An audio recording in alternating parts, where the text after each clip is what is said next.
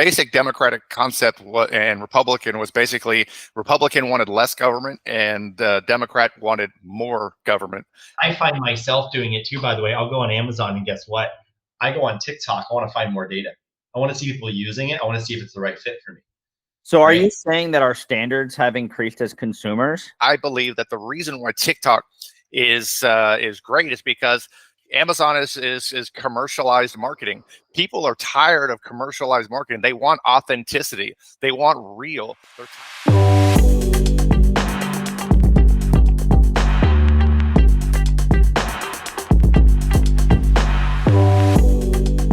Record with your pants down, record while your pants are still down. No, I still have my pants off. They're still all the way down. Yeah. Okay. I don't want my big white pants on this morning. That's actually kind of the value of working from home. Yeah, no, I don't like to wear pants. I like to free ball it as much as I can. Free ball. You have balls because, with your gender fluidity, we don't know what you have down there, and we don't care, and we don't judge you for it. No, we're a very inclusive group over here. 100%. So we include all ball, no ball, genders, binary, he, she, her, him, type personalities. 100%. They, them. There's also the ones that identify as dogs or whatever. Aliens. Yep. Yeah, those are the coolest guys. The fur people. The fur people. Yeah, I mean, if you really break it down, we're all just aliens. So are you guys putting any money on the money markets for the election? These money, people are betting money on this fucking election. What are you guys doing? You guys putting I was thinking about putting like $500 on. What do you guys think? I was betting the future of humanity. I mean, yeah, that's actually a more legitimate bet. You're not far off. You know what I'm saying? Future of humanity. Eric's like, well, if you guys see Elon Musk's prediction, he was like, "This is gonna if Trump doesn't win, it's gonna be the last election." I can just see Eric late at night talking to his wife, honey. If I could put $300 on the world coming to an end and get a $400 return, what do you think? Well, I will say that there is some exciting things that I think is worth watching. Is that I think Trump is just got interviewed on Valuetainment, which I think is worth seeing. I think it's supposed to be released this morning, and then there's a rumor which I think is probably a strong chance that's going to happen. Probably is that he's going to be on Joe Rogan, and I'd like to see both of those interviews. I heard a rumor about that. I think Trump confirmed that on another pod, didn't he? Yep. Yeah. I'd like to see both of them because I've been watching the Kamala Harris interviews as well, and as interesting as those are, I just can't wait for her to be gone. I don't think people really understand that. So I'll show you how. I hate to get into politics, but I'll give you an idea. I'm like, hey, I understand you're a Democrat. I'm a Republican. Let's just put that aside. And I'd like to have a conversation about policy. And I'd like to talk about what's going to be best for you, yourself, your family, and your friends in this country. And they're like, great. Okay. And so the first thing so I go, great. So let's talk about policy. Now I start to name a policy and let's say Trump is bad.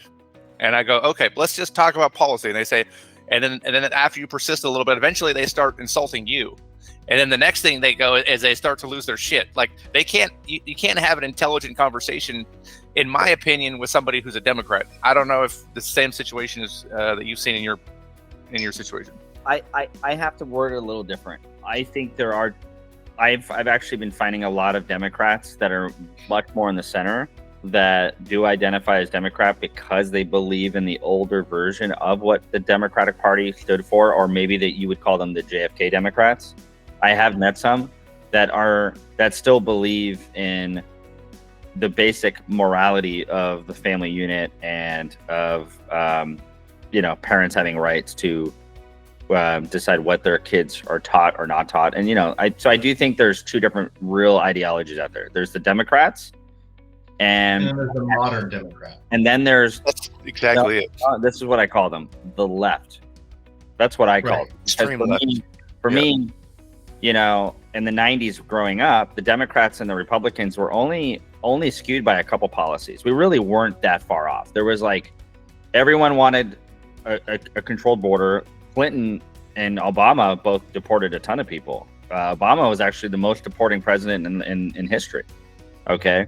So the Democratic Party and the Republican Party we're pretty aligned on half the stuff, and then the other half they weren't. You know, there was definitely like the left was a little bit more like gay marriage, while the right wasn't. It was like that. Now, it's the parties have, I would say, more the Democratic Party has pushed so far left that it's actually been good for the Republicans, because it's actually alienated about 50-60% of the Democrats, and now they're kind of in the center going, well, I don't really have a choice but to be a Republican right now, because the left left me. I didn't leave the left, right? Yep. So that, I think, is contributing to the record turnout in mail-in ballots for Republicans. For the first time ever, Republicans are now over Democrats on party identification. We now, for the first time ever, have more registered Republicans than Democrats in the United States. That just happened. Why did that happen?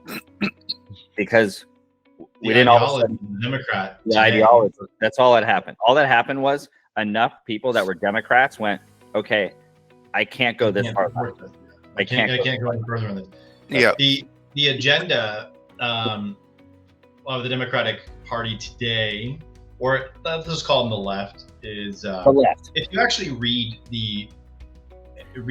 a certain manifesto Communist. from the Manifesto. 1940s and read it to the democratic ideologies in modern times, or the left. The left, yeah. It identifies almost word for word, and that manifesto is from the Nazi regime. So their manifesto matches almost the exact same manifesto as the Nazi regime back in the 1940s.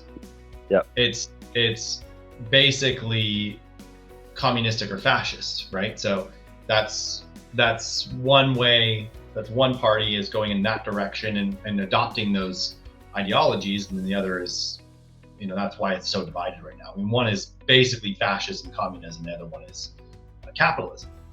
Yeah, I would agree with that. And I just want to be clear for anyone listening: if you're a Democrat, I'm not talking about you. I'm talking about the left ideology, which is this, the modern kind of, really, which is in the last decade, not the Democratic Party over the last 75 years. I can't even speak for that party. I actually am not even familiar with that party, as I never paid attention to that party. I can only speak to the current Democratic Party, which has definitely been hijacked. And I think you should recognize, if you are a Democrat, that there is a potential that your party was hijacked without you even knowing it. You see what I'm saying? So, and the Republican Party was hijacked too for a while. The Cheneys and the Bushes, the Republican Party was Oh yeah, no, they were fully hijacked. It was super pro-war. We were all about the military-industrial complex. We were all about, you know, we were just so about just bomb, kill. And, you know, with Bush, the first Bush, we had the Desert Storm. The second Bush, we're right back in there. Why do you think that, right? Same name, same location, okay? Right back in there. So the Republican Party, I was very much, for a long time, I really wasn't anything. I thought the Republican Party was trash. I thought the Democratic Party was trash. And when Trump went down the escalator, that was, for me, the moment where I went, okay, this guy's not a party guy. He's really not. He's a MAGA guy. You see the difference? He's not a party guy. He had to pick a party because you just have to in this binary political situation. But I can't even say that. I would actually say that MAGA is its own party now. It's the Republican MAGA party, however you call it, just the MAGA party. It's just almost like its own thing. That's its own thing now. You see what I'm saying? Where the Liz Cheneys and all these like kind of Mitt Romneys were like, what happened to us? Like they got abandoned, and now it's a new party. The basic Democratic concept and Republican was basically, Republican wanted less government and Democrat wanted more government. And Republican was about capitalism, small business, different things like that. And Democrats is more about the welfare and taking care of everybody and things of that nature. But I think it definitely has gotten completely crazy, or a little bit kind of just radicalized. And I think that it's just... in my opinion, I talk to people every day, and maybe 1 out of 1,000 people actually are into that stuff, I guess. But it's the most common people. All they want is they want low taxes. They want the government to let them pursue the American dream. They want to be able to raise their family in a safe neighborhood without having to worry about illegal immigrants from Venezuelan gangs doing crazy. Yeah, like we're living in a country that doesn't even care about our country. I mean, just talk about this last incident with the hurricane. I mean, they gave all of our money away to illegal immigrants, which are, if you go onto YouTube and you look at New York and Queens and different things, they're turning these suburbs into like ghettos that have not even been seen in America. And then we're like, hey, Americans, we're struggling because we just got hit with a hurricane. And they're like, yeah, we don't got any money. Like we need, I don't care what side it is, we need an ideology that puts America first. I don't really care which party. I just want somebody who is for the people of this country with our tax. When they say government funded, there is no such thing. It is taxpayer funded. And it's time that our taxpaying dollars go to Americans. That's what I think. It's basically like we live in a giant house and we have starving kids in our house, but we're going to bake bread for the neighbors. You know, that's basically what's happening right now. They're starving kids, and our own kids can't eat. We're giving them water soup and just shit, basically, and then we're giving loaves of bread to neighbors. And we're like, here you go, while your own kids are starving. You know, it's like that's a very poorly run household. Yeah, you make that into a grand scale. But look, from a 10,000-foot view, this ain't our first rodeo in humanity, right? So like this every civilization, at one point we had a revolution in the 1800s and against England, right? So I guess I don't know the exact specific date anymore. It was more like 18th century, at the end of the 1700s. 18th century. So we had it. We kicked them out. We stopped with I mean, that was based on paying 2% tax on certain items. Like we were like, no. But England wasn't giving us any support, so we're like, cool, we're kicking them out. We were pissed about it. We don't want their rule. We don't want their totalitarian mentality coming over us. We were independent. We had a revolution. We established a new system of government, which 150 years later or whatever got completely corrupted again, right? Just like England was corrupted. And if you look at the fall of Rome, if you look at all of these political ideologies have been around and have completely been corrupted from humanity on every great civilization to date that has collapsed.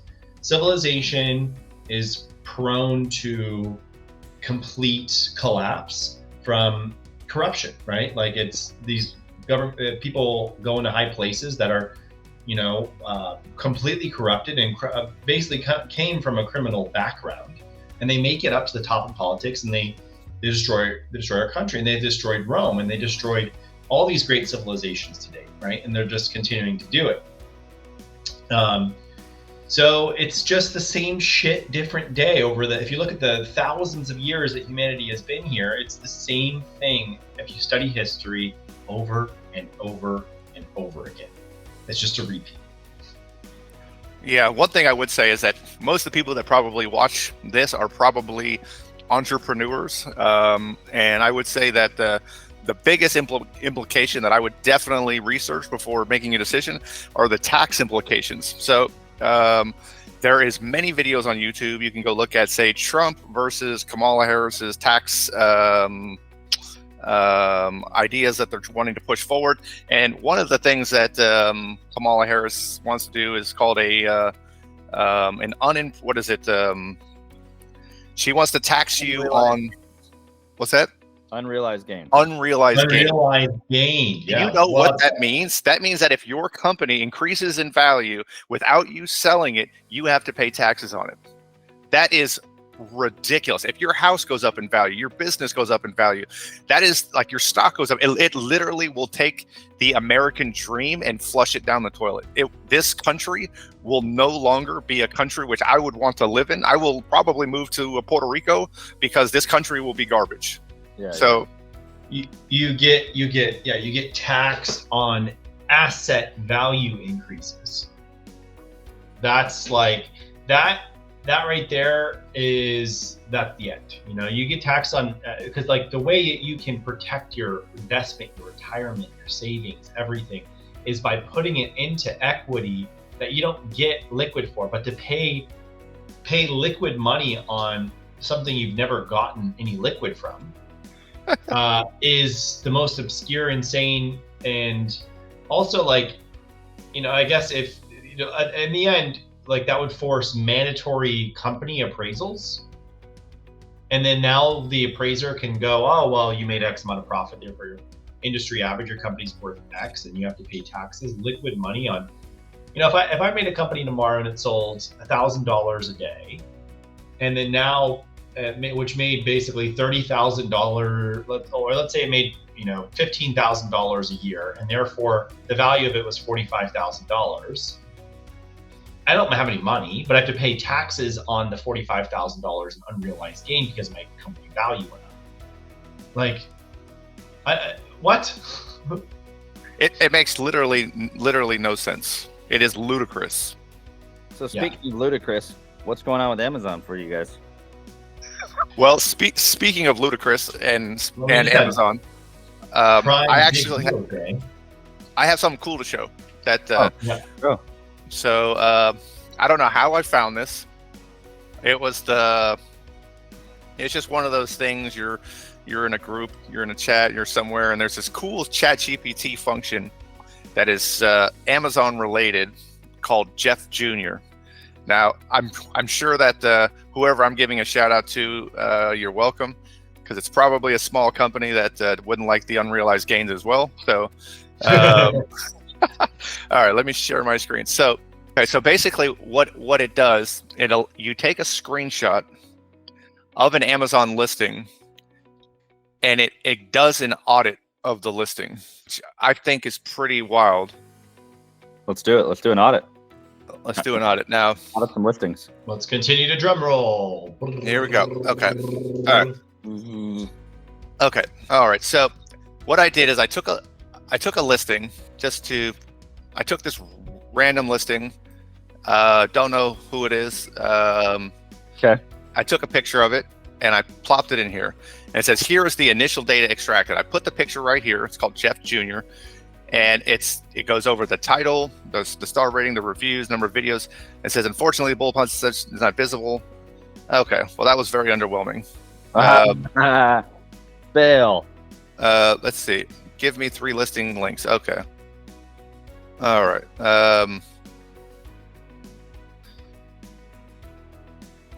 Do you have one in your history you can show? Because it saves all your history. Okay. Well, I don't know if I want you to see my history. No, I'm just kidding. Yeah, no, this thing is actually incredible. It might have been a trial. ChatGPT, is that what you do? Like you just go to Jeff Jr. and Google it and buy it and install it in ChatGPT? Well, I installed it. It might have been a trial that I found listed somewhere that I don't recall, but I thought it was pretty cool. Let me try this one more time. So, okay, Jeff Jr. can do basic audit with 50% accuracy. Blah blah blah blah. I think maybe I should need to put this picture in here. So let's try this again. So I'm going to make this a little bit smaller so that we can get all the data, because ChatGPT doesn't. It's got very good vision, unlike myself. So I'll take a picture from here to here so I can get all the information. Okay. And is the auditing like the SEO, the image optimization, I just think it's cool, and I just think that I think it's just worth showing.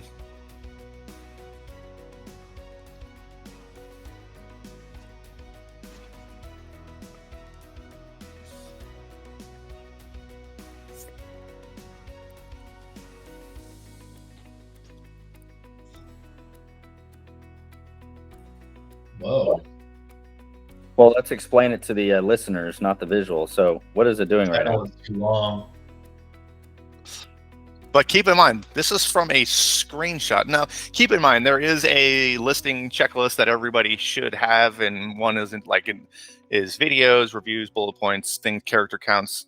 And it's going through a lot of these kind of checklist things. Okay, but let's go through what it came up with. So first thing it did is it basically just reiterated the title and the bullet points, which I think that's good to see, to make sure that the duplication of the listing, being that it came from a screenshot that I couldn't read with binoculars. So I think that was pretty good. It went over the first thing it did the character count for the title, which is over 200. And then it did the 5 bullet points, image count, star rating, things of that nature, and then it has a table going over what's wrong, optimization, benefits. It gives you a little bit of some action items that you can take. Now, I will say this: anything with ChatGPT, you should always don't take it as a Bible. Make sure you take everything with a grain of salt and use your own intelligence to make a decision based upon whatever recommendation it gives you. Because most of the time, it's probably pretty decent, but sometimes it's just broad or vague, or sometimes it can be wrong. But I would say that it's probably more right than wrong, and it's probably getting better every day. But it's not blow my mind changing the world audit, but it is kind of cool that you can do that from a screenshot, and I just thought I would share that. And if you want, you can click this, and then they have a whole upsell that they can give you where they do a whole lot of things. That's pretty cool. So just click my affiliate link below. I get $20 for everybody who signs up. There you go. There you go. I get it now. I'll try it out. There might be some things it'll catch. I'll want to test it. I want to plug in a bunch of listings and test a bunch of stuff on it. But I talked to a buddy of mine the other day in the Amazon world, and there's something really cool that finally someone's coming out with. There's still so many holes in the software space, and there's so many things that we still need as sellers that we struggle with, and there's nothing to support us. But some sellers or programmers are brilliant, and they come up with stuff. So a buddy of mine's coming up with something which is super cool. I talked to Ian already about it yesterday, and it's going to be released to the public in 2 weeks, actually at AMZ Innovate. It's a keyword tracker that tracks parent-children keyword relationships. So basically, if you have a parent, let's say you're selling, spatulas. You have a purple, blue, and orange and green silicone spatula. And someone types in, I want a green spatula. They're matching their kitchen set. But the purple one shows up under the green keyword search. Someone types in green spatula, the purple one shows up. You're like, that's not relevant, right? And that happens, by the way, all the time. Amazon glitches out, or they just show the irrelevant child for the keyword search. Mm-hmm. It's a constant mess. And that I've experienced this firsthand with my own Amazon account, that'll kill sales. If your green has been always showing up for green silicone spatula, and all of a sudden Amazon starts showing your purple one, it'll destroy your sales. And you don't even know why. You're just trying to debug why your sales are gone the next day on your ASIN, on your parent ASIN. And bam, you discover that your main keyword that you were selling under is green, and then now it shows purple. So this software that they're releasing, I forgot what they're exactly calling it, still in beta, but I'm going to be a beta tester of it. It's going to track that, and it's going to show which variation is showing under which keyword, so you can clean that up in 24 hours. And the way that you clean it up, it takes about 24 to 48 hours, but you can raise the price of your non-converting one based on the relevant keyword, and then lower the price of your relevant one for the keyword. And it's a really simple process. You basically just up one, down one, and then you can fix it. But to track it, each child variation might have 10, 15, 20 very hyper relevant keywords for it. And if one of those big keywords you're making a lot of sales under goes away because your purple one starts showing up, you're screwed. So you have to track that. And if you have a lot of ASINs, if you have 20, 30, 50 ASINs, and if you have a parent containing 10 or 10 parents containing 10 variations, there's no way to manually track that. And keyword trackers don't give you that data. You're blind to it, right? You have to manually search each keyword in Amazon to find out. So on one of the next ones, I'm going to access the beta. I'll show you guys the insides of it once I'm going to use it. And if I can, I have some accounts that I manage that have 30, 40 variations. So if that works and I can boom sales on the variations that way, I'll share it on the next podcast. But that's something that's really cool. It's being released in the next 2 weeks. Nice. What's the name of the software? It's not actually even really named yet, but it's from the same developers as AZ Seller Kit. Oh, cool. Yeah. And I get referral commission. So please use my link below that I'm going to post. That is easysellerkit.com/Michael/Michael. Thank you. /Michael. That is a fake URL that was just intended for comedic purposes. But the AZ Seller Kit is a pricing software. Very love that software. It's great.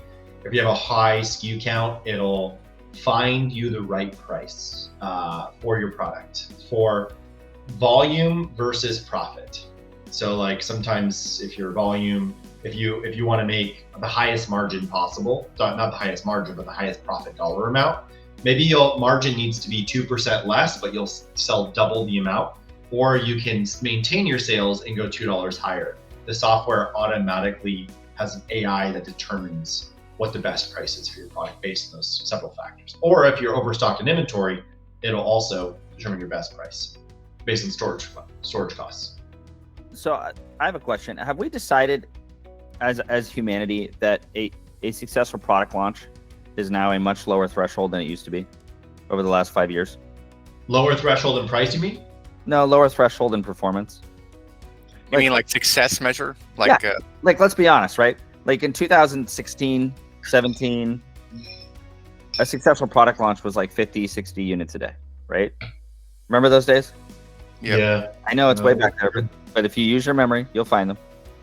No, I mean, I had product launches that sold 200 a day. I know, but now I deal with a lot of clients that are launching products. These aren't my products. These aren't my formulations. I didn't do the research. My hands are tied on the fate of the actual product because it's already at Amazon. It's already been formulated. Okay. But they come to me wanting, an accelerator or some sort of SOP or something. And it's very common now that I'm like tempering expectations that if you're selling a dog treat, a chew, a probiotic formula, a skin cream, eczema cream, whatever it is, in some form or fashion, if your product actually comes out at 4.5 stars with Vine, selling 10 to 20 units a day, I think you're killing it. Yeah. Why did I become so low expectations? Is it because I've seen thousands upon thousands of launches, most of which didn't succeed? Because that's just the statistics, right? Or is it just that I'm become a pessimist over time, or are my expectations actually correct? And that's why I wanted to ask you: am my expectations correct, or am I just become a pessimist over time? I think your expectations are correct. Like that is what's happened, and I think there's multiple factors involved in that. And I don't think it's necessarily Amazon that screwed over the algorithm. It's obviously based on the buyer. In the end, the buyer has to press the button and check out. And like you can be visible, but what's happened is the Amazon consumer has gotten spoiled. And they see 127,000 reviews on products, and they see 15,000, and they see 30,000, and they see all these cool tags and badges, and they see brand establishment. And nowadays, they see social proof, right? The brand has itself established. They'll vet the products on TikTok. They will. And if you're a new brand in a new product launch, and this is happening more and more, people are pre-vetting products. They don't just want to see Amazon reviews. They're like, cool, that's good, but let me see more data, right, before I commit to this purchase. What kind of data are they usually going? They want to see users using it, like real unbiased videos about the product is happening more and more. I find myself doing it too. By the way, I'll go on Amazon and guess what? I go on TikTok. I want to find more data. I want to see people using it. I want to see if it's the right fit for me. So are you saying that our standards have increased as consumers? And yeah, here's what I immediately think about. When my wife and I are, just getting into bed and looking for something to watch, it is almost impossible to get us to find something we want to watch. And we have 5 memberships between Peacock, Hulu, Disney Plus, Netflix, Max, and we scroll all of them. We look through 200, 300 titles, all of which are highly produced, high budget, probably pretty decent quality shows or movies. And at the end, we end up watching reruns of Below Deck from 2013. So, but see, to solve that problem, I go on TikTok and I find something to watch from TikTok. So there you go. So I'm just saying, are we desensitized as consumers because of the amount of quantity and options that are out there and the amount of data points that we take in before we make a purchase? It's incredible. I like. I think is happening is that we are very desensitized. We can be more picky now. We don't have to just go on a website like 5-10 years ago. We could go onto Amazon and see reviews and trust that process and buy the product. And of course, now on top of that, there was less supply, right? There was a lot of Amazon users and less supply of products. Now there's a more supply of products and less Amazon, and the same amount of more Amazon users. So always more Amazon users, but the supply has peaked that, right? So what ends up happening is now the user gets to be picky. It's a capitalistic market, right? There is competition. The user can be picky. They have the ability now to do that. And so it's your job, and your job as a seller is harder to appease. Oh, Eric wants to say something. He has a very important statement about this. Oh, I just wanted to compliment what you guys were saying about TikTok. So I think that there's two things. One, I was speaking with a brand the other day, and he was working on getting into retail, and they said, well, let me check TikTok and see what presence you have on TikTok. And that was a decision maker, whether they were going to be allowed into their retail platform. So I thought that was pretty interesting. But I believe that the reason why TikTok is great is because Amazon is commercialized marketing. People are tired of commercialized marketing. They want authenticity. They want real. They're tired of people hearing about, we've got the best product. Ours is the lightest, less greasiest. Everybody says the same nonsense and nobody believes it. They want to see it. I think the distrust of the consumer is at an all-time high, and you need to show them, not tell them. And I think that's what TikTok does. It's authentic. Wow. And what's amazing is that a lot of the products that are gone viral on TikTok have created an authentic authenticity approach to their marketing, but there's nothing authentic about it. Yeah. But it's the perception of authenticity. I'm serious. Like, I've seen a lot of products on TikTok go viral many. I've seen this actually like probably a couple dozen times. And then over time, the actual reviews on Amazon are really bad. And you go, wow, how are they still selling 8,000 units a month at 3.7 stars? Well, because people will trust the viral video who's being paid in commission, let's be frank here, more than they'll trust the review of someone who already made the purchase, actually used it, and is not actually being paid, who wrote, this thing is fucking garbage. Right. I met with this brilliant TikTok guy that made millions on TikTok, and he was like, the reviews don't matter. Even the TikTok reviews don't matter. What matters is the authenticity of the video of the person. I take that back. I think you have to have some reviews on your shop. I'm saying, like, if you have reviews, right? You have reviews. Means you mean the quality of the star system? Quality of the reviews. But see, if you have a person saying, I use this every day, it's what I need, it's good for my kids, whatever, or it makes me feel better, and you have that video, and then you go on the TikTok shop, and the product 3.7 stars, but it's got 190 reviews, and you're like, I don't give a shit. This person said it was going to work, and they have all these likes and all these followers. And yeah, you're right. You're right. And on Amazon, if you went on Amazon to go find the product, it was 3.7 stars there too. You're like, I don't care. This person closed me. It's right. Because they believe in the influencer and what they've been promoting and messaging. They've probably been watching their content, and what they've been saying has had some truth or relatability to it, and so they kind of believe in what they're selling. Even less, Eric. A lot of times it's from a first-time view. It's from someone who you are not following, who has a viral video, who you didn't know from Adam 2 seconds ago, and you're almost kind of trusting the fact that the video has 3.6 million views, 4,000 comments, 15,000 shares. You're looking at those three numbers, and that's all the social proof you need. You don't even know who the fuck the person is. So this ain't social proof. We're talking about FOMO, like fear of missing out. Yeah. But it is a form of social proof. It's social virality. It's the fact that I want in on FOMO is a good way to put it too. But I want in on what these other millions of people are thinking and doing. And Amazon reviews, who gives a shit? I can just ask for a refund. I just gotta buy it. It's interesting because we live in a culture where viral is is promoted, is wealthy, is the one that gets all of the love, regardless if you even believe in it. It's exciting. Like, you want to kind of want to be a part of it. I mean, like, if you look at that Hawk 2 girl, like she went from a random statement that caught on video to a millionaire in less than 3 months. Like, everybody wants that. That's the new American dream. Yeah. And there's so much money. There's so much money in going viral, you know, like, you can make products, there's so many things you could do when you go viral. But what, in terms of back to square one with the Amazon product launch, the truth is the complexity of a product launch, and it's not that complex. It's just, it's not. You can't just throw a product on Amazon like in 2015, which was wonderful, 2014, 15, because Amazon itself was a social platform with social reviews. Now it has been overtaken by other social platforms, right? So I'm going to say it again, 5 years. 5 years. I'm saying it one more time, Michael. 5 years? What? 5 years, TikTok will outsell Amazon in the US with products. Because of the social proof. Yeah. So Amazon was innovative, different, had verified social proof on the products. Now TikTok has taken that to another level. I actually think TikTok right now is a very substantial percentage of Amazon sales that have not been attributed to TikTok already.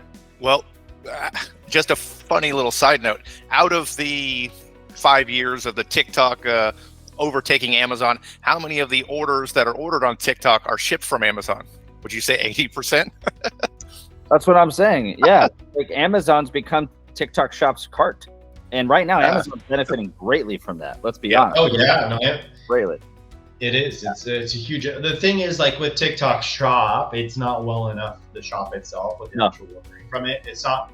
It is going to Amazon, right? So that's. And the shop doesn't have the trust, and it doesn't have the infrastructure, the fulfillment. The FTC has been breathing down at TikTok's neck about reviews, so the customers know that the reviews could be biased or bullshit. Yeah. You know, I think Amazon released so much press about its review system and how perfect it is, that it's so unbiased and it's so true. TikTok doesn't have that yet, but they don't need it. They don't give a shit because it's the UGC, right? Yeah. But in the end, if you want to get down to bare bones, if you want to redo your launch strategy, at this point in the game, and this is what I'm even like probably adding into my SOPs, you launch on TikTok, you get the social proof, and then you launch it. But is that product specific though, Michael? Let's look. There's a lot of money. There's a lot of. I'd say that's a very true for generalized products that the market is relatively saturated. If you are going with a niche, a patented product, something very unique and proprietary, you're good to launch anywhere you want. Because you invented something, you made something new, you disrupted the market. Which is very rare these days. It's actually not as rare as you think. There's a lot of disruptors out there. Quite a few. Well, speaking of launches and talking about successes and why they have lessened in success, I would say it comes from the originality of the product. The Me Too brands, like a new body wash or a new this or a new like. You really have to disrupt to really, in my opinion, to kind of make a dent in this ecosystem in today's market, in my opinion. That's right. So as to my example, if you're going to launch a shampoo, get 350 to 500 creators in your first month of launching on TikTok, verifying that you have a good freaking shampoo, and then launch on Amazon.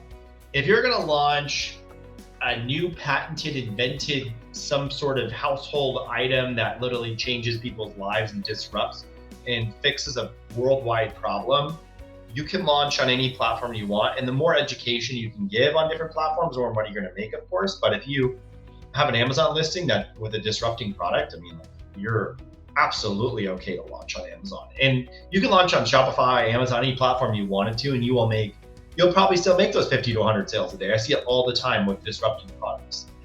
Like I found and sometimes also, this is another way to do it. If you want to launch a product and just do it just on Amazon, launch something based on a pre-existing viral trend. Like for instance, great idea, and I'm probably not going to do it, so that's why it's open.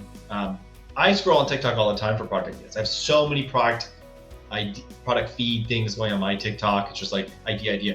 So then like yesterday, just scrolling, I found this person, like a cool household hack. Take a deodorant, clean it out, run it through the dishwasher, everything, melt butter, pour the butter inside of the deodorant canister, put it in the fridge, let it harden, and then now you can use deodorant to spread butter on your stuff, on your pans, on your whatever. So they go, that opens the door to a product idea. What about a butter spreader in a deodorant container, right? Oh. And like a roll-on with butter a little knob that you can push more butter out and spread it on toast or whatever, right? Nobody's doing it. There's one guy that invented something very similar, and guess what? Like he just launched, and he's doing 600 to 800 units a month with literally a 20 character title. He didn't know how to do Amazon.